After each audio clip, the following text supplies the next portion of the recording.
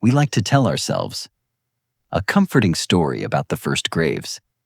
That somewhere, back in the dark of prehistory, a human being looked down at someone they loved, felt real grief for the very first time, and gently laid them to rest. It's a beautiful idea. It's also probably wrong. When you look at how our ancestors actually handled their dead, the positions, the heavy stones, the red powder, the extreme locations they chose, a very different feeling bleeds through. It wasn't just tenderness. It was something closer to caution, as if the whole point wasn't to say goodbye, but to make sure they stayed exactly where you left them. Here is the version nobody prints on the museum placards. Some of the oldest funerals we can find don't look like farewells. They look like precautions. Think about the strangest fact of all. One so obvious, we usually forget to be surprised by it. Almost nothing else on earth buries its dead. A dog doesn't dig a grave, and a deer simply walks away. For millions of years, a lifeless body was just a thing you left behind. Then, at some point, a human being did something no animal had ever done. They stopped, dug, and arranged. Digging a grave costs energy, time, and puts you at risk, all for zero survival payoff. So the very first time it happened, a brand new thought was moving inside a human mind, something that wouldn't let them just walk away. What exactly was that thought? This is where we keep making the same mistake. Take Shanidar Cave in the mountains of northern Iraq, the most famous prehistoric grave of them all. In the 1960s, archaeologist Ralph Selecki found a Neanderthal buried there, surrounded by clusters of ancient pollen, flowers. It looked like someone had laid this Neanderthal down on a bed of wildflowers 60,000 years ago, and the world fell in love with the idea. It was hailed as the flower burial, proof that they mourned, just like we do, except they weren't a bouquet. Decades later, researchers realized the pollen had almost certainly been dragged in by a burrowing, gerbil-like rodent that stashes seeds underground. We brought our own tenderness to the site. We wanted them to be gentle, so we read gentleness into the dirt. And that is the trap. When we look at these graves, we see the funeral we want to see. But if you set sentiment aside and look at the behavior on its own cold terms, it gets much less comforting. Think about the sheer physical effort involved. Take Homo naledi, a small-brained species living in South Africa around 250,000 years ago. In a cave system called Rising Star, their dead ended up deep underground, down through pitch-black passages, so narrow, a grown adult can barely fit through them.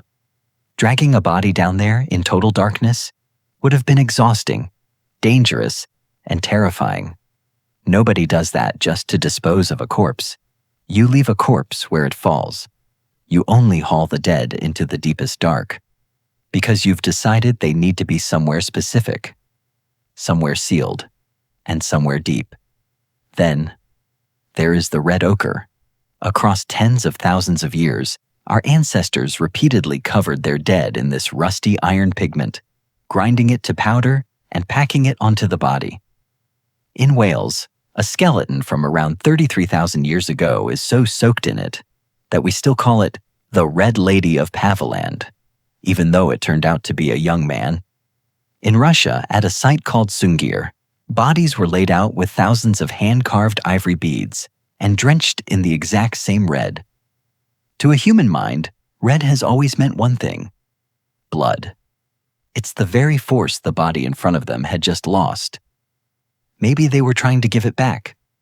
Or maybe they were marking the body, sealing it, the way you'd mark something you didn't want getting loose. Look closer, and the bodies themselves start to say something unsettling. Many are found in the exact same pose, knees pulled up to the chest, curled tight. We like to call it the fetal position, viewing it as peaceful, like sleep. But some of these bodies are flexed so tightly that the person would have had to be bound and tied into that shape Before rigor mortis set in, a body can be curled to look like it's sleeping, sure, but it can also be tied so that if it ever tried to get up, it couldn't. I'm not telling you which one it was. I'm just telling you. The evidence sits there, quietly allowing both interpretations. As we move closer to our own time, into the first villages, the behavior stops being subtle. People start laying heavy stones directly over the body, weighing it down. At a place called Çatalhöyük in modern-day Turkey, people buried their dead under the floorboards of their own homes, right beneath the platforms where they slept. You could read that as love, a desire to keep family close. Or you could read it as the exact opposite, keeping the dead where you can feel them, ensuring they can't slip out unnoticed in the night. In other places, they went even further, separating the skull, plastering it, and setting it up to watch the room. None of this is the behavior of people who think death is simply the end. When you ask anthropology what all of this is for, the weights, the binding, the depths, the red, the answer is almost eerie in its consistency. Study the oldest layers of belief in disconnected cultures all over the planet, and the first supernatural fear you find is almost never a god in the sky. It's the conviction that the dead do not always stay dead. Over and over, independently, humans arrived at the idea that a person who isn't sent off properly doesn't move on.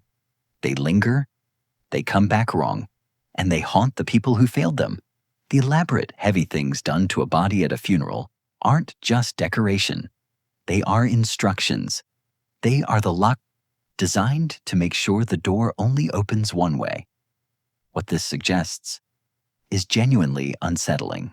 The belief in ghosts, in some part of a person that survives the body and might return, isn't just an old idea. It might be the absolute oldest idea humanity has ever had. Older than farming, older than writing, and older than any god with a name. Our ancestors didn't invent these rituals for scary stories around the fire. They believed in them enough to physically bind the people they loved, weigh them down with stones, and carry them into the pitch black. And the scariest part? That instinct never actually left us. It's why, even now in a brightly lit house, you don't quite like turning your back on a dark doorway.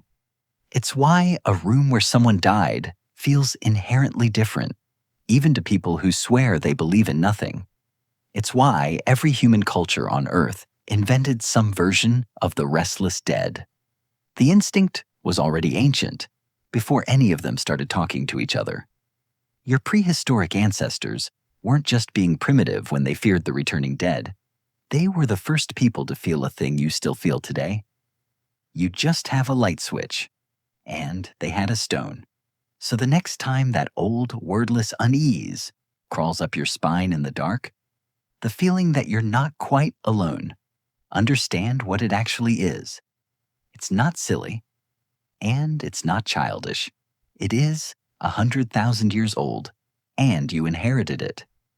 If you've ever wondered why that fear of the dark is hardwired into your body, why your brain is still bracing for predators that went extinct 10,000 years ago, click the video on screen right now and subscribe, because we've barely started digging.